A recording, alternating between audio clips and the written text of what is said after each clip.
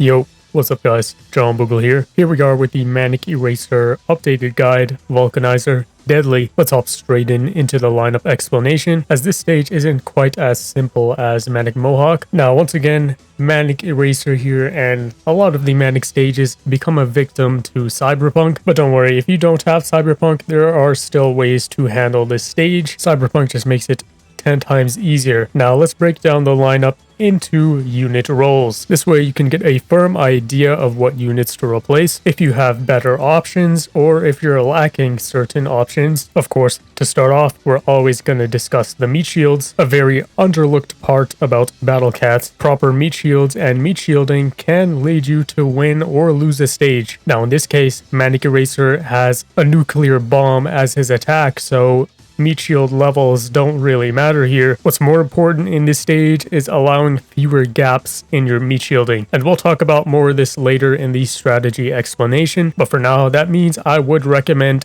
4 to 5 meat shields. And another big thing is try to use meat shields with different speeds. If you're confused, once again, we'll talk about this in depth once we hop into the strategy explanation.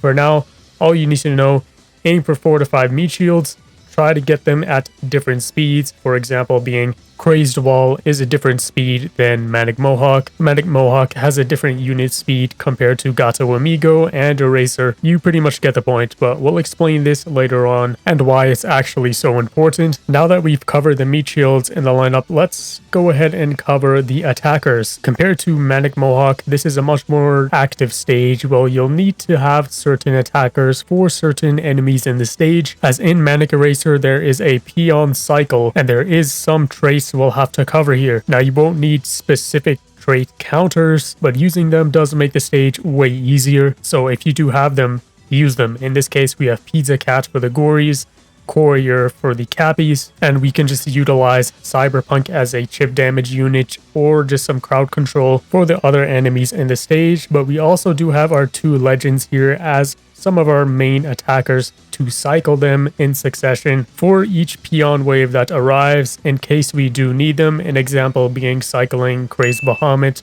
for the Albro wave. Now let's say you don't have Courier, you don't have Pizza.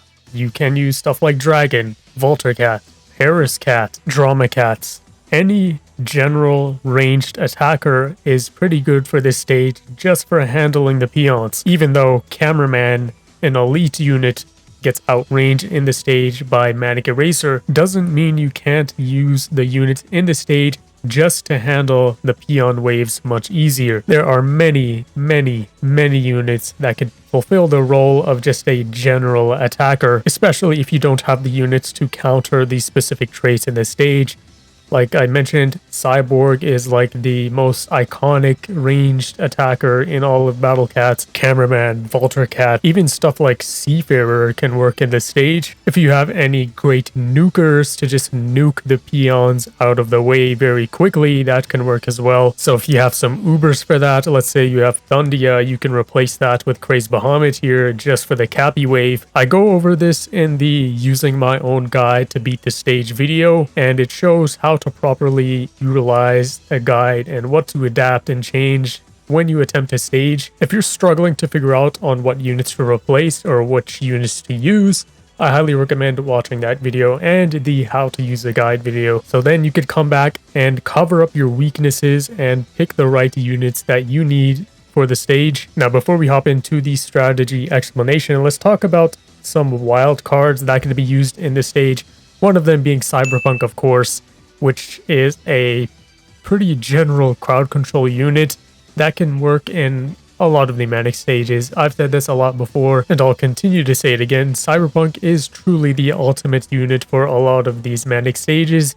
Paired with Sniper the Cat or Sniper the Deadeye, it is also very lethal. Crowd control isn't something you should really aim for in this stage, but if you have crowd control units, you can absolutely use them here. But just like I said in the Manic Mohawk guide, Wolf isn't really used here as a crowd control unit, more so just a general attacker. that knockback is just a special bonus. With Cyberpunk, Sniper Cat power-up is pretty much all you need, and without Cyberpunk, even if you don't have any crowd control units, just a Sniper Cat power-up is enough. But maybe you got Epic Fest Ubers or something along the lines of that, which can actually crowd control Manic Eraser and all the units in the stage, then of course, absolutely use them. But stuff like iCat is not something you want to be using in this stage, as the goal is to wipe out the peon cycles. Let's hop into the strategy explanation now. Once again, Sniper Cat power-up is pretty much the only thing I recommend here. Nothing else is needed. If you have much higher leveled attackers, then you probably won't even need Sniper Cat power-up anyways. Now the beginning here is very essential. This is what can dictate your run, so you want to be very careful of the beginning not to prematurely hit the base and cause Manic Eraser to pop out early. Take it much slower, play the slow game, stack up your cash. But another big thing is you want to lure out the peon waves. As you can see, this stage has 3 peon cycles, or 3 peon waves, and they continue infinitely throughout the stage and constantly cycle. The thing about this is we can use this info to our advantage. We'll talk about that in just a second here. For now, the beginning, the most important part. Don't be overly aggressive and send out all of your attackers just for this one gory wave. Pizza is pretty nice for this because Pizza has such a slow movement speed. We're not in risk of hitting the base at all, even if we do wipe out the gories very early. But yeah, as you can see, we lure out this second wave of peons here. It is on the second cycle. Albros, we take these out, and it's going to be the cabbies that come forward. But once again, we do not want to be overly aggressive. We don't want to take out the Albros for no reason and hit the base early. We're trying to line up the cycle so when we hit the base, we aren't overrun by a gory wave. Doing this also allows us to build up a much more healthy stack of attackers and or units like Cyberpunk. But what you absolutely do not want to do in the beginning is stacking up your main nukers and or legends slash ubers. In this case, the legends we're using is Crazed Moneko and Wolf. We do not want to stack them up in the beginning here because once we hit the base, there's a high risk that both of them just get one-shotted once Manic Eraser moves forward. Now, this stage has an enemy cap of 8. Keep this in mind in your run because if you do hit the enemy cap, there are some situations where the peon wave, such as the gories here, could become split up and maybe 2 gories come out and the third one comes out pretty late. So just be very aware of this enemy cap so you're not confused why a random gory just decides to come out way later than usual, because each of these peon waves are about 30 seconds apart, and if you could time them and keep track of that whole cycle, you can pretty easily beat this stage with all of that information, because what you can do is just line up your attackers for each peon wave and just counter them immediately. But as you can see here, this is exactly what we're aiming for. We hit the base, we get rid of the gory wave first. We're only dealing with the slower Albro wave, so we're not overrun too early. Now, the initial wave of Cappies, it does spawn in 2, but every wave after that, it's only a single Cappy. But generally, in the strategy here, our nuker for the Albros is Crazed Moneko. We have Dragon Cat as just extra DPS support against Manic Eraser, just to stack up some damage. For the Cappies, of course, we have Courier, and of course, for the gory waves, we have Pizza. And or Udurun Wolf, as at level 30, Wolf can one-shot knock back the gories. Now, meat shielding. Why is meat shielding so important in this stage? You can probably tell Manic Eraser has a pretty big range, and the attack is lethal. It is a nuclear attack that will one-shot pretty much any unit in its path. The reason we want to utilize meat shields with different speeds is because when they walk up to Manic Eraser at different times, it allows them to be staggered, so not all of them get killed at once. This way, it becomes much more difficult for Manic Eraser to move forward at all, especially when Cyberpunk is there initiating those slow procs, and we have Sniper Cat power-up to do the occasional knockback to Manic Eraser as well. If your meat shielding is off, you're gonna see your stack just get immediately destroyed. This is why I do recommend at minimum 4 meat shields, even 5, and different speed meat shields as well. So it becomes much more difficult for Manic Eraser to move forward and deliver that deadly blow, because with 40,000 damage, 45,000 damage, and almost 400 range, and only 1 knockback being its death knockback, you want to absolutely keep Manic Eraser still as long as possible. Now, another huge thing for this stage and this general strategy here is legend cycling. As you can see here, we have Bahamut and Wolf recharged. Why am I not sending them out both at once here? The thing is, if you stack up your legends together and they both get one shot, you won't have that extra layer of security for when a peon wave eventually pushes through. It's also much smarter to save your legends and or nukers for when the peon waves arrives, so then you can just nuke them and get lots of damage on Manic Eraser when Manic Eraser is isolated. That's when your single target units like Dragon Cat can shine and just stack up a bunch of DPS against Manic Eraser. But here's an example of why you should be tracking enemy cycles. Here the Gory Wave comes out very quickly, and it is stacked up with the Cappy here, so we haven't been able to kill the Cappy that's been sitting here. This can cause Manic Eraser to push up forward very hard and possibly just kill all your stacked units. If you were keeping track of this wave, you would already have a Pizza Cat up there ready for the wave, ready to knock back the units, or a Wolf in cycle, because you do have to keep in mind it does take time for your attackers to actually move up and do their job in the stage, because they actually have to walk up to the peons to kill them. In this case, Courier is such an elite unit with its great movement speed. It could quickly just rush up there, get that hit, maybe even multiple hits, and disappear for the next recharge. This is a case where Pizza's movement speed is a downside, as you pretty much have to predict or keep track of the cycle of when the Gory Wave is about to happen. Have your Pizza Cat ready and already moving up to the peons before they spawn.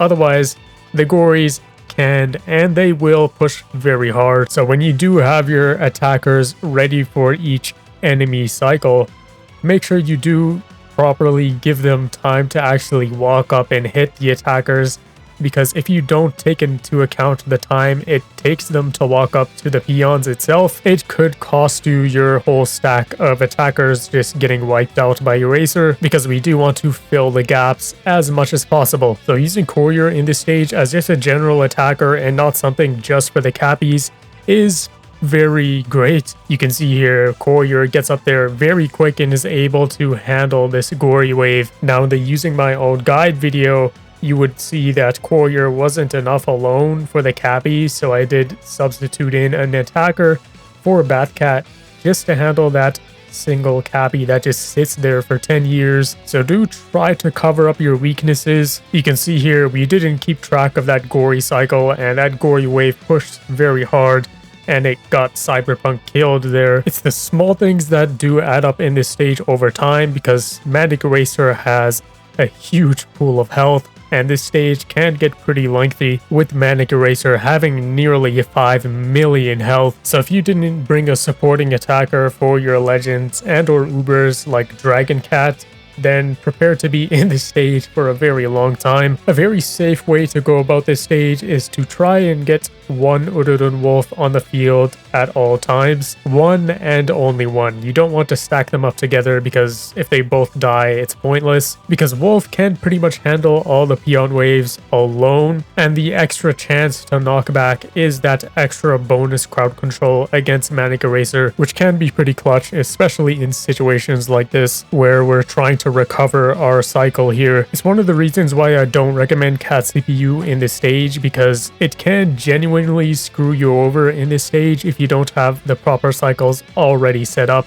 And even if you do, it could still screw you over in the later half of the stage, where it could just send out your legends or your Ubers just to the chopping block straight into Manic Eraser's attacks. Having at least one of them in the pocket ready to go in recharge is just so much more helpful. CPU doesn't also work well with fast recharge attackers in this stage, as your cash will be drained very quickly. So if you are using CPU, just be very careful and mindful of what units you have on recharge. But yeah, this is a very lengthy stage, so just be prepared for a much more longer battle if you are using level 30 units like we are here. If you crowd control Manic Eraser hard enough, there's a chance you can accidentally cheese the stage if you're using LD units and or Ubers that can just snipe the base, because even though Manic Eraser counts as a boss enemy that can't be knocked behind the base, you can use Manic Eraser as leverage to hit the base with your LD units. A very common occurrence of this is Afro or many of the popular LD units, as it is pretty common for people to actually destroy the base before killing Manic Eraser. But yeah, let's just hop into another example run, then we'll wrap this up. Of course, for Uber usage in this stage, there are millions of options here, but usually Ubers that could cleanly handle all the peon waves work very well. Also, rare pizza wave right there. We have wave at level 1 for pizza on this account.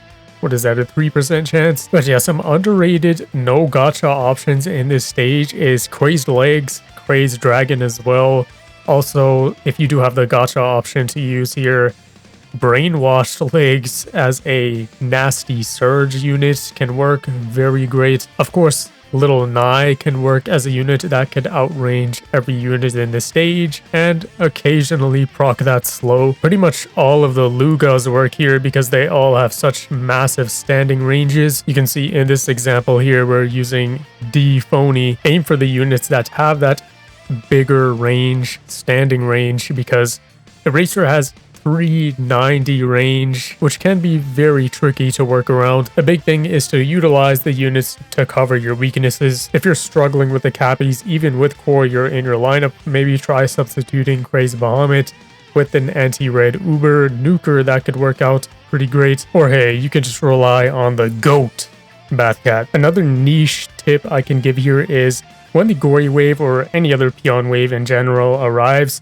and your legends and or Ubers and or stacked attackers are in death range of Manic Eraser's nuclear bomb hit, you can use the peon wave to actually knock back your units in a safer position. This isn't something you can consistently pull off, so don't rely on it too heavily. And of course, it becomes a bigger problem when you accidentally give up too much ground. But yeah, that pretty much wraps up this guide. I don't want to yap on too long. Drop a like if this guide helped you out. Subscribe if you're new. Join the hashtag Boogle gang. All videos I mentioned in this guide are down below, and Discord down below as well. It's been John Boogle, and see ya.